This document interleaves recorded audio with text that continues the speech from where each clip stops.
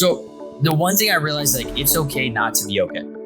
Like, we're human. It's okay to feel that way sometimes. But when you start to feel that way, you got to think about how grateful you are to like wake up in the morning, to have food in your fridge, to have running water.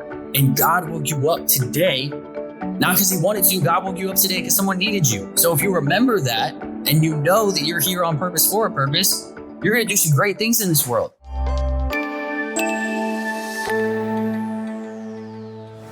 All right. Welcome to the Deeper Than Know podcast. Super excited to have Clint Riggin here as a guest. Clint, welcome. Bennett, thank you so much, my friend. I've seen your transformation. I've seen what you've done with Dirty Dough. I'm super excited to be here. Yeah, I'm excited. Excited to get to know you. Can we start a little bit with your background? Just 2 to 3 minutes of who you are and what you're doing. Yeah, I hope you guys are seated for this one because you got to take you for a wild ride. So got out of high school, 17 years old, joined the military, did 8 years in the Navy, was stationed in Hawaii, worked on MH-60 Royal helicopters, Washington State for 2 years, worked on F-18s, got into bodybuilding after that. Well, actually during that time, competed in 3 different competitions, won the Sean Wright Classic 2017, stepped off stage with a gold medal. 45 pounds later and 4 months later, my thyroid completely stopped working and I lost my identity completely. My testosterone was a 247. Hit a very, very big part of my life of depression. And I put a gun to my head. Yeah, I had finger on the trigger. Eyes were closed, ready to pull the trigger. Thank God to this day, I never did. But after that, I needed something to numb the pain. And people around me at that time, I was partying a lot and cocaine was one of those things, right? So my dad was drug and alcohol counselor for 24 years. He was an alcoholic for 20. And I had a genetic disposition for addiction that I didn't know. Well, cocaine took over my life for 3 years. Got kicked out of the military. Thankfully, I got pushed out so fast, the drug charges never hit. I got an honorable discharge. And then I moved to San Diego. When got a promotion, like a promoter job at different clubs, Park, Omnia, what comes with that, more drugs. So got back into that scene, did private security for the president for 8 months, travel around with Trump, 26 different states, made a lot of money, used that money to do more drugs. Met a girl in Oregon that visited San Diego. She gave me an ultimatum to move to Orlando, met her doing Molly for 3 days. So you can guess where this came into fruition. That relationship didn't work out. So I got kicked out, slept on a couch for six months. And I built Limitless Coaching to $500,000. It was a company that we did HRT nationwide, meal prep supplements delivered to all of our clients and high-level CEOs and executives. Then I lost all that, 14 months of depression, went on a road trip to save my life, 153 days across the whole U.S. God came into my life in a really big way, and I surrendered everything to him. When I surrendered everything to God, my life changed completely. Got baptized in San Diego. That was about 12 weeks ago. Then I formed Nexus the next day with the vision to create community, build and foster relationships, and honestly build something bigger than just us. That's why our motto is the next us. So our goal is to bring visibility to people, events, brands, gyms, studios, you name it. We just want to help people grow and build community because I think that's what's missing in this world. And then I run 8 masterminds at Cancun called the Limitless Experience for high ticket coaches and consultants. And then I also do coaching for CEOs and executives on how to unlock the belief inside of you using our 5 pillars: faith, family, fitness, focus, and finance. I love it.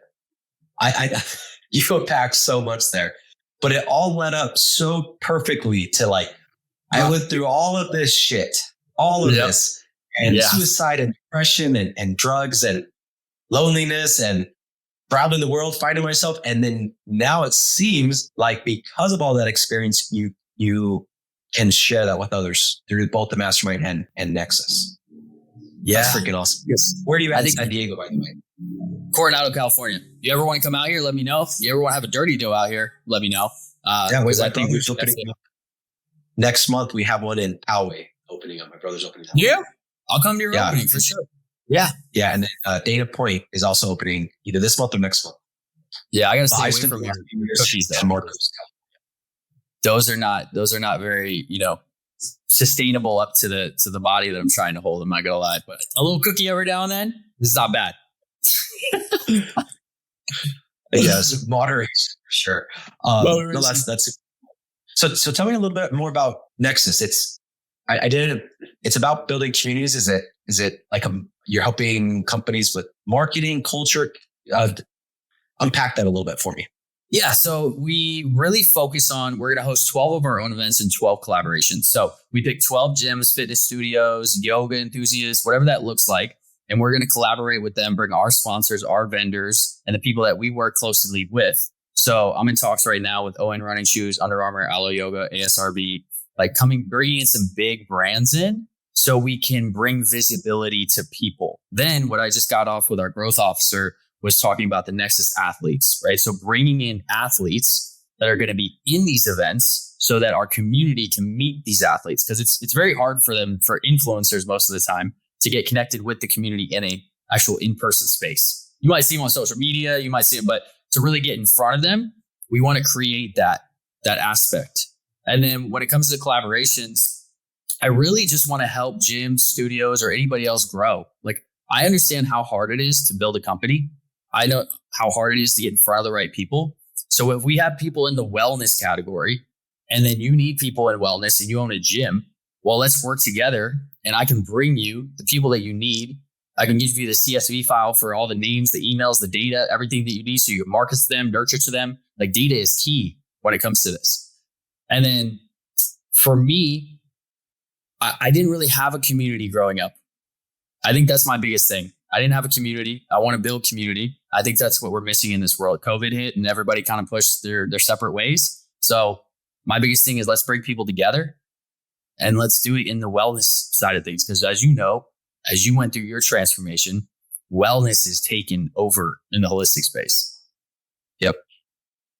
Yes, it's so hard to do anything if you're not good mentally, and your mind is your body. You know, I mean, very recurring theme when we talk about mental health is, what do you do to be proactive with your mental health? I hit the gym every single morning. You know, like I did an ice bath and the sauna this morning, because it's like, I need to get my brain into those states and release those endorphins. When you're walking around at 300 pounds because you're working so hard, I mean, how hard can you really work when you freaking are breathing super hard when you go walk up the stairs? You know? So I love that you're focusing on it. What led you to that? Like, what is the why? Why'd you set on Nexus and the Limitless mastermind? So I was at the gym lifting at the compound right after I got baptized the next day. I swear to you, I had a vision. I swear it was like something where, I don't know if God was in front of me, but he's like speaking to me and he says, all right, Clint, hey, there is something that you're going to form, right? And I was with one of my best friends. So he says, hey man, I was like, do you want to run holistic wellness events in San Diego? Like, does that sound cool? And he's like, yeah, let's do it. I was like, what do you think the name should be? He said, Nexus. What does that mean? Collaborative of people. I was like, we're on to something. Okay. And then he said, what's the motto? He said, the next us. I said, dude, that's it. That's done. Business done. That's it. Went back, ChatGPT, business plan, 30 minutes, started reaching out to people, wrote up a whole SOP on exactly how we're going to do it. And then we just started putting things into motion. I launched our launch party.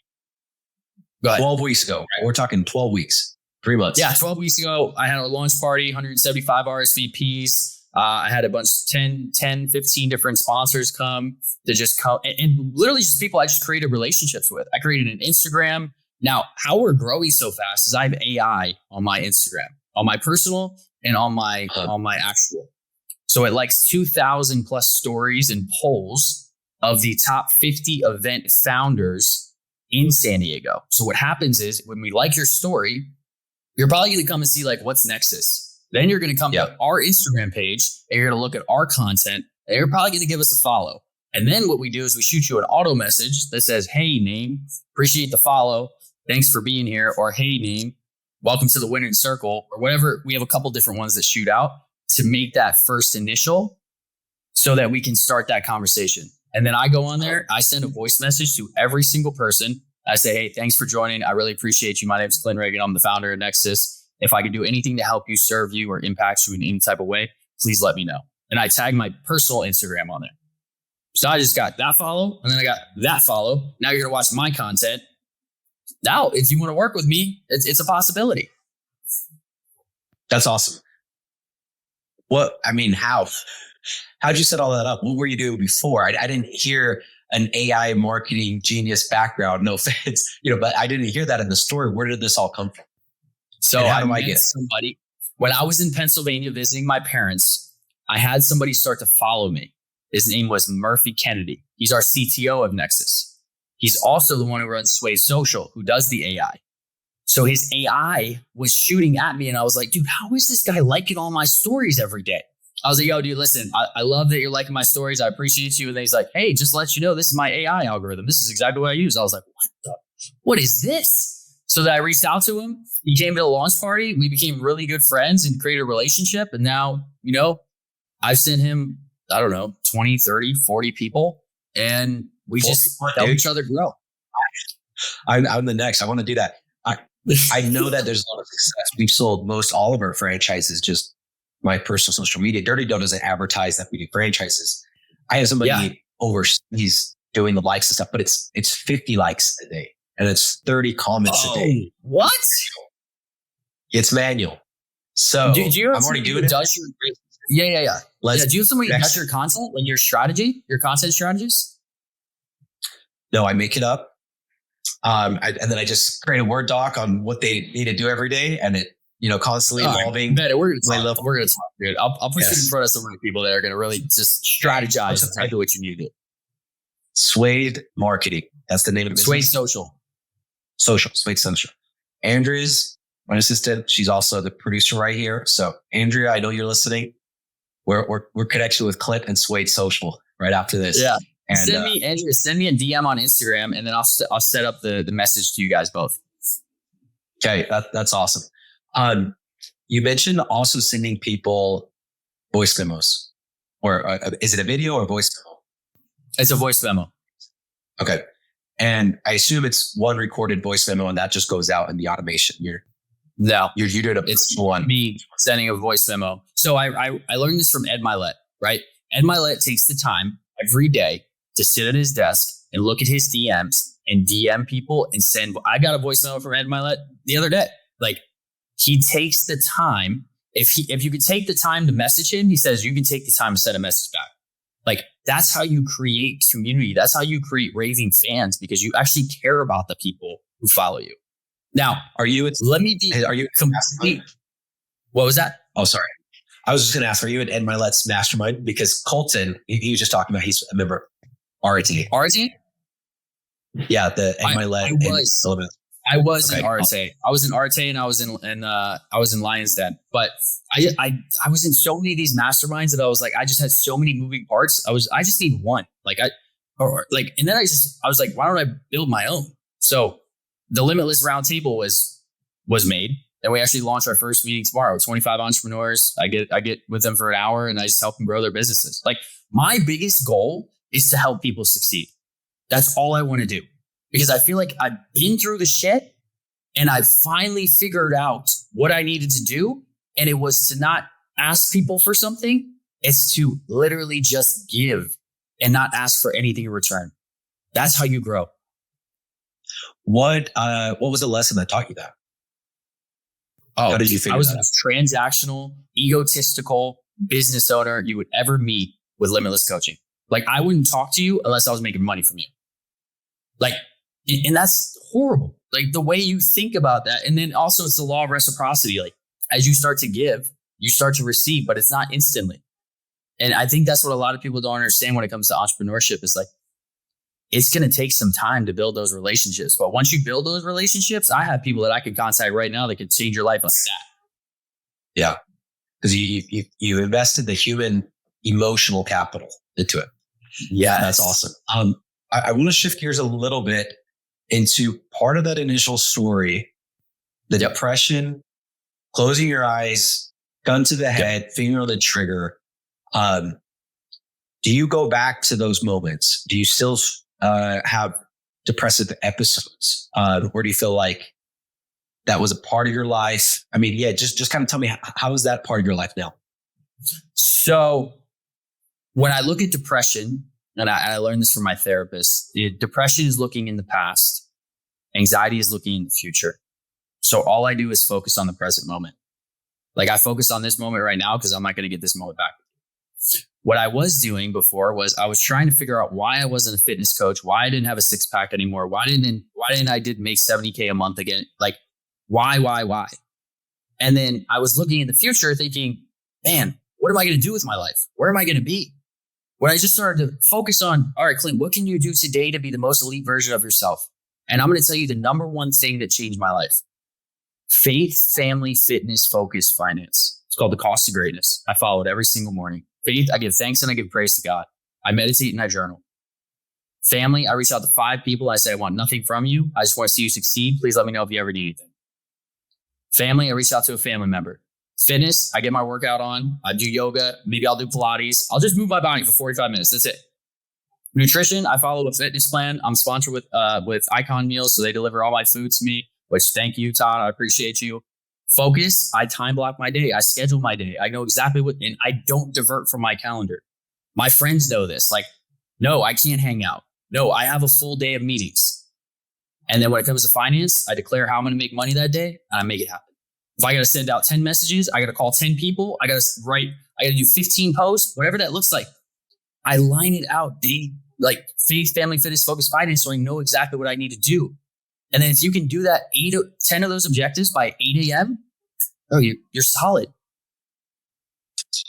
I mean, you have a very, very clear and it's very defined. And I think that's what gets hard in life is what the hell am I doing? What is the purpose? Yeah. And you spit that out so quickly. It's ingrained into your conscious, but also subconsciously. This is what I'm doing. This is how I'm grounded. This is how I stay present. Back to the question on the depression and what I want to get to is people struggle with that. Is that something, is the goal if you have a depressive episode to not have depressive episodes again, in your opinion, or is it to, if a depressive or an anxiety episode comes, to be okay with it? Like what is, I guess, the goal and the purpose if you've had in the past? So the one thing I realized, like, it's okay not to be okay. Like, we're human. It's okay to feel that way sometimes. But when you start to feel that way, you got to think about how grateful you are to like wake up in the morning, to have food in your fridge, to have running water. Like 151,200 people die every single day. There's 1,440 minutes in a day. 105 people die every single minute. I've done the math. I've done the calculations. I've done the research.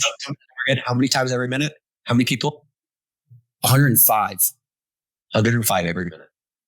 Every minute. Because there's 9 billion people in this world. Right? So like, that's not a lot when it comes to the grand scheme of things. Yep. But it is a lot.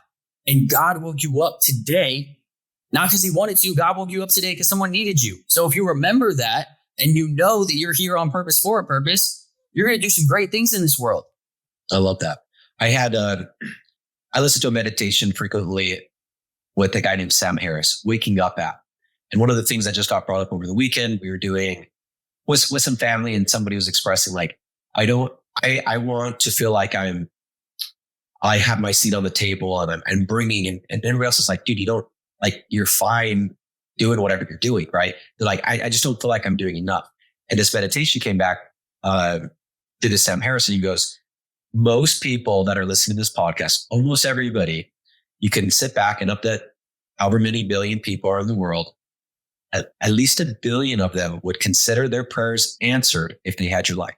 Like if they were living your life, they would consider all their prayers answered. And then it's just like, okay, maybe I am enough.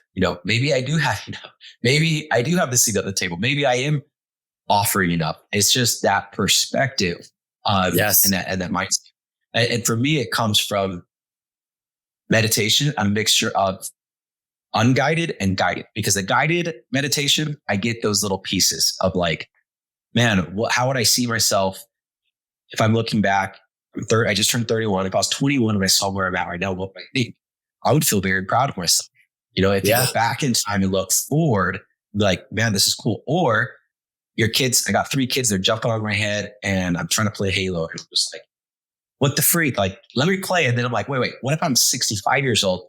How would I go back to this moment? Like, I would give anything for this moment. So I like the guided meditation sometimes because I learn the techniques. And then the other times I get to practice on an unguided meditation. And for me, I mean, you mentioned the meditation. That's what I'm getting into that. I have to do that every day.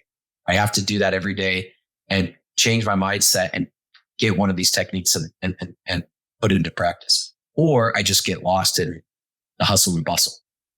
Some of the biggest things with entrepreneurs is we're always on the go.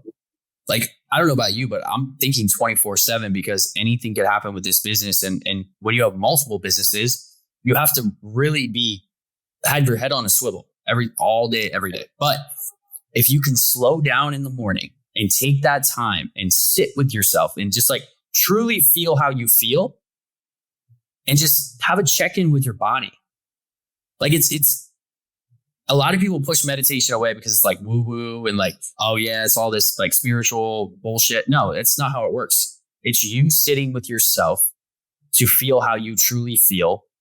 And then you start your day. But if you don't do that and you have all these things in your head and you have all these different challenges and problems that you're thinking about, you're going to go through that day with all those problems in your head. Yep. Yeah. I have the opinion that most of what we're trying to do is distract our minds so we don't have to sit with ourselves. Yeah. Let's do something. Let's do something else. Because I don't want to just sit here. I follow Andrew Huberman and the Huberman Lab podcast. So good. Really good. And he talks about the overload of dopamine and that we always want dopamine, and ADHD is because we don't have enough dopamine. So we're always looking for the next thing to get more and more and more and more dopamine. So you need to train your brain to be okay without dopamine. And he talks about going on a dopamine fast. Do nothing for 10 minutes. Like stare at a wall, stare at the ceiling for 10 minutes. It is hard. Why is it hard to do nothing? Like I would rather clean a toilet than do nothing. It's like, but why am I escaping that momentarily of just like silence and stillness with my mind? It's crazy. But I think we're always trying to distract. It's like, no. Stop trying to distract. If you're okay with yourself with nothing going on, I think you integrate that into your life with all the busyness and you release a lot of the anxieties, the fear or whatever else is going on. Yeah. And you're always in that fear. Like I saw Jen Gottlieb just posted about this. Like I comment. So this is another thing I do. I comment and engage with all of the people that I want to be on stage with this year. Right. So they see who I am and they see my comments and I know their team isn't reading it. I know they're reading it. So they know when I step on stage next to them, I'll be like, hey, remember when I told you I was going to be on stage next year? We made it, like, cause I have that belief, man. I know it's going to happen. You just got to put in the work every single day. And you got to put in the work when sometimes you don't get a reward for that day. And that's okay. You still know you went to bed knowing that, hey, you put in everything you needed to do today. Yeah, that's awesome. Could we, shifting gears, you said you got baptized 12 weeks ago, right? You started the business. Yep. Can you talk a little bit about that? What led up to that and why you decided to be baptized? And what is baptism to you? What does that mean? So I've been a Christian my whole life. When I joined the military, I pushed God away because I was too focused on just the military, working on helicopters, like partying my ass off, doing stupid things. And then when I was in San Diego 3.5 years ago, I was doing a lot of drugs and I was partying. Right. So me coming back to San Diego and reforming my life, I felt like being baptized was like a reformed version of myself. And when I tell you, when I got baptized, I had such a weight lifted off my shoulders. Like it was like God picked me up and I was just like, Clint, you're ready for a new stage of your life. And I was just like, they say that when you get baptized, you have to watch out because the devil now knows that you're pure. So when the devil knows that you're pure, you're going to have people come into your life that are going to try to take things away from you real fast. For me, I knew that I had to stick to the word every single day. I knew that I had to stay just disciplined and consistent in everything that I did. Because if I didn't, the devil comes into your life quick. Now, I didn't know a lot about the Bible, but I started reading Proverbs every single morning. I started learning about the leadership techniques and the leadership principles in there. And now I go live on Instagram every morning at 3 a.m. when I wake up and I read Proverbs. And I might have 2 viewers, I might have 3 viewers. But all I know is that one person's gonna hear that or see that needs to. And it goes on TikTok, it goes on LinkedIn, it goes on Facebook, I go through StreamYard, and I do it everywhere. Because my goal is not to push people into their faith. My goal is to show what faith did to me in my life. And hopefully you can experience this life that I live. I like that a lot. And I also like that it doesn't matter if there's one viewer or three viewers. And that gets to me, speaks a little bit about like, we define what success is. And a lot of times we base it off of something that in reality is really not in our control, right? Yeah. There's so much that we think is in our control, but man, there's so many different factors. But if you base it off of, I don't care if I'm reading Proverbs to 5 people or 500 people, I'm just going to do it. And one person's enough, or just myself is enough. And you're attaching that outcome, not based on other people viewing you. I think that's what leads to a lot more success and fulfillment. Yeah. It's all I cared about before. Yeah. Go ahead. Anyways, where I was getting with that is what would define success for you, for Nexus, for Limitless, like looking a year from now,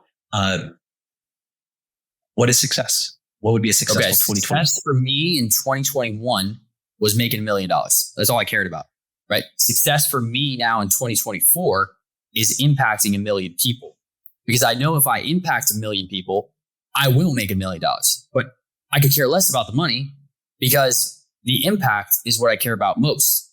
So the reason that I post the content that I do, the reason I post 84 reels a month, the reason that I do the things that I do is so I can make an impact in people's lives. Within Limitless, I hope that I can coach the high-level CEOs and executives that I do so that they can take control of their life, not only in their $1 million business, but they can see their wives again. They can be there for their kids. They can actually show up for their employees. Like, they can have their whole life dialed in, and not just your business, because your business doesn't mean shit if you're dead the next day.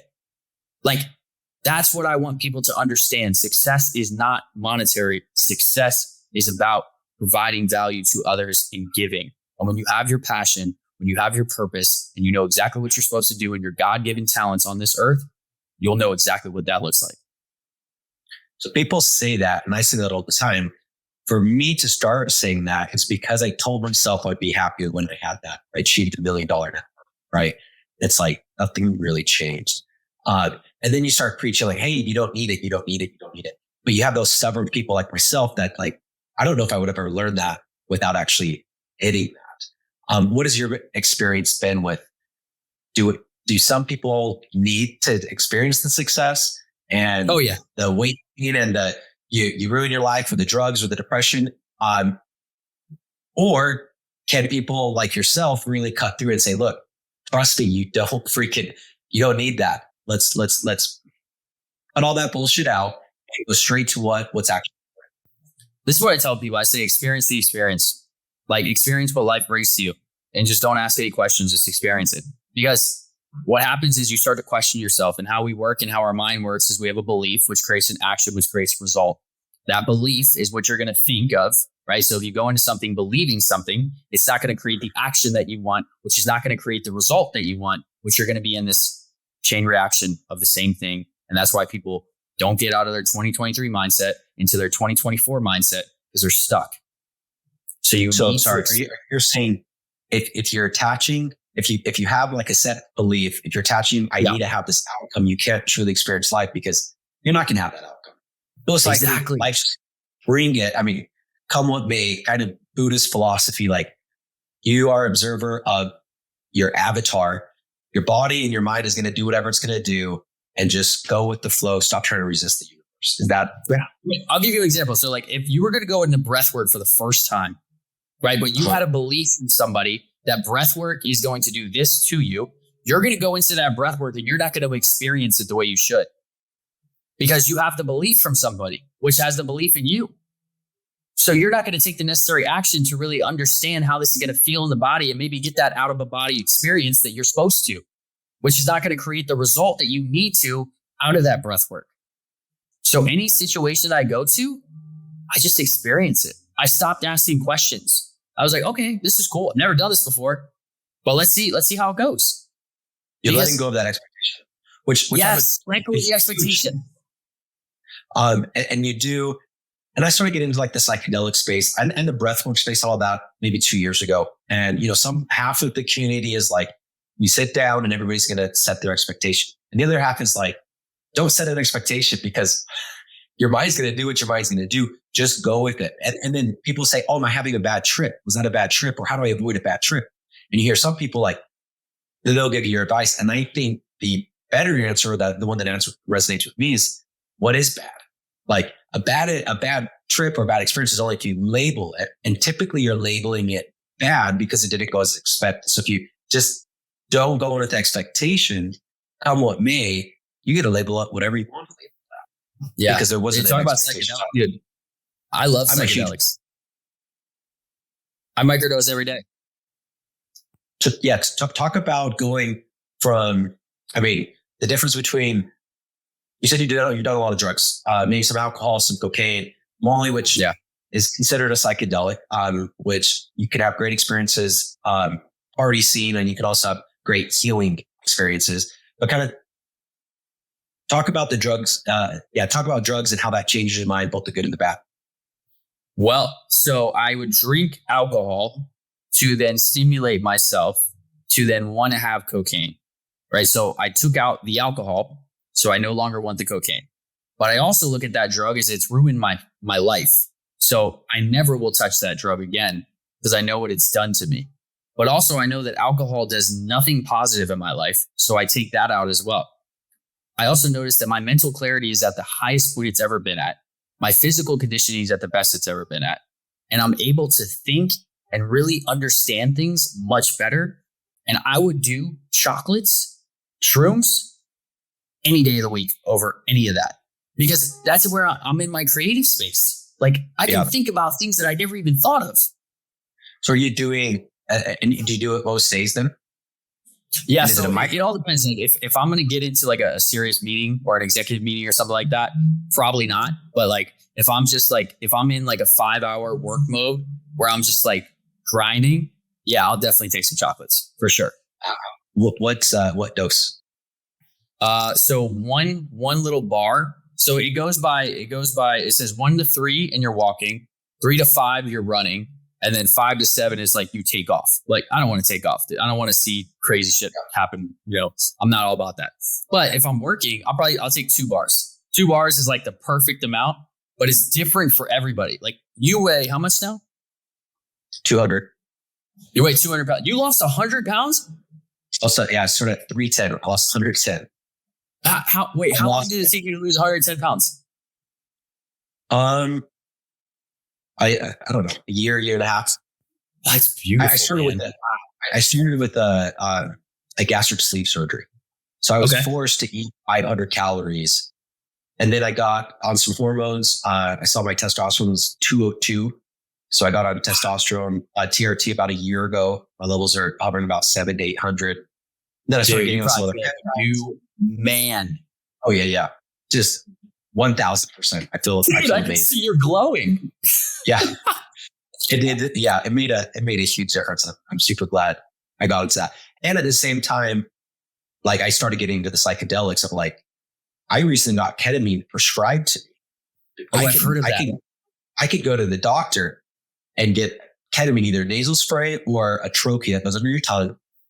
Really? And it's a very short-lived experience. Like the half-life of ketamine is like 45 minutes. So you're in it, you're deep, you're gone. It blocks your GABA receptors, which is how your brain communicates. So it forces your brain to rewire and see things at a different point of view, which to me is life and death difference, right? Like I don't have opinions really anymore. Like this is what my opinion was, but it could change at any second. I'm not attached to freaking anything. And I feel like psychedelics has helped me.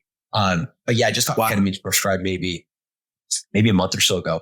And it's been amazing. And I do it with family. Like I've even had my mom start getting into it. I've done like group settings with 3 siblings, sister-in-laws, things like that. And it's great. Dude, it brings people together and you talk about things you've never talked about. And anyways, it's changed my life. And at the same time, I was going through the physical weight loss. Yeah, I feel like I'm not even the same person. Dude, Dirty Dough, next opening, we're going to do a little ketamine group meetup. a little ketamine, or mushrooms. So you're not seeing visuals though, because I've done microdosing, and the way I was told to do it is a pill has like a quarter of a gram, 0.25, sometimes 0.15. and you just do one every third day. I personally didn't notice a difference. I know a lot of people do, and they've used them to completely get off of antidepressants. I would just see if I felt different, and I didn't notice a difference, but I felt like I was feeling good anyway. Anyways, but if I couldn't do it during work, not even unless I couldn't feel it at all. I go way too deep. I'll send you a picture of the actual chocolates that I take, and then you can order them and try them out. Just try one bar, see how you feel. It's a very, very chill, relaxed. What was that? I said, how are you ordering these? Oh yeah, you can definitely order them, but you got to be in California. Oh, okay. There's all kinds of stuff over here in California. You can get whatever you want. Yeah, I mean, the cool thing about mushrooms is anybody can grow it. You can buy this shit off of Amazon for less than $50, and you can grow 10 years worth of supply for $50. Like it grows in any environment, and it's powerful stuff that can change your mind. But it's illegal, so whatever. Ketamine's not. Ketamine's illegal. So that's one that's popping up and really help out. Ketamine is going to take over the veteran space very soon, probably in the next 3 years, because they've had so many tests and so many things done with PTSD and depression in veterans that I think it's really going to. And the military itself, like the military is getting more into the psychedelics aspect. So ketamine has been a general anesthetic, and it was used in the Vietnam War, and they started seeing because it'll disassociate you right with your body completely, so they could fix your broken arm, but it doesn't lower your blood pressure, your heart rate, or anything like that. But they were using it as a general anesthetic, and people were being cured of PTSD, and that's what led to the studies of wait, is this for the brain? And then the science behind it is it blocks the way that your brain typically thinks. It blocks those gamma receptors, so you have to form new neural pathways, and then it forces your mind to see the same thing from a different point of view, which is amazing. First time I couldn't feel my legs. I felt like a baby deer. I could not feel my legs whatsoever. When you were on ketamine, is that what you're saying? When I was on ketamine, yeah, because I took a line that was like this big. Ketamine, you're supposed to take a line that's this big, and never again. Yeah. And there's clinics, at least all over Utah. I think it's like one of the highest, if not the highest state. One, because the depression's so high here. But there's ketamine clinics, like it's multiple in every single city. And they'll just hook you to an IV, or they'll do an intermuscular shot. And then obviously, and then you can put, if you get it prescribed, you do a needle spray. Obviously you can do a powder. I don't think they prescribe that though. And then a trophy, like one that just dissolves under your tongue. So that's very a lot of different ways to administer, but the mental health benefits and the emotional benefits to oneself, and then also using it to connect with a friend, a family, or spouse, absolutely amazing. We got a little sidetracked, but that's because it's cool stuff. It's cool stuff. Clint, this is my last question for you. Yes, sir. What is the legacy that you want to leave behind? How do you want to be remembered by? Man, honestly, I just want to keep impacting people. I want people to understand and believe in themselves. I want to really, really get to a point where I have coaches that are underneath me that are coached and trained, and we run the Limitless experience all around the world. You know, we do masterminds in different amazing areas. I just partnered with a company called Wonderlust, where we go to Costa Rica, where we go to like Belize, where we go to like these really cool places, and they host content creation masterminds. Like, you come, we shoot some really sick content for you. You also learn how to grow your business. Like, because I think that's what like really people are going towards. Like, if you can go to a location for like 7 days, and you can get some really good content, and you can learn from some really good people, but then afterwards you can have the education piece of it added to that, right? So I have so many ideas. I want to open up recovery centers. We're opening up our first AI opioid recovery center in Nashville, Tennessee. I want to speak to addiction treatment centers all across the U.S. to understand that you can turn that pain into purpose, and addiction doesn't define you, and you can do something with your life. Like, I am very passionate about letting people know that your past does not define your future. And the things that you go through with the story you're telling yourself in your head today, you need to stop, because you can do something with your life. I love it. Clint, it was awesome. Thank you for taking the time to share your experience and be so open. The more open you are, the more open I believe it gives other people permission to be. So how's the best way to connect with you if listeners want to follow you?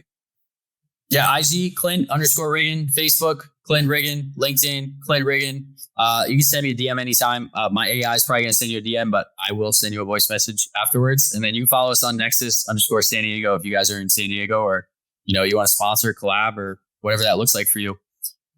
I'm here to help. Okay, good. Thanks, Clint.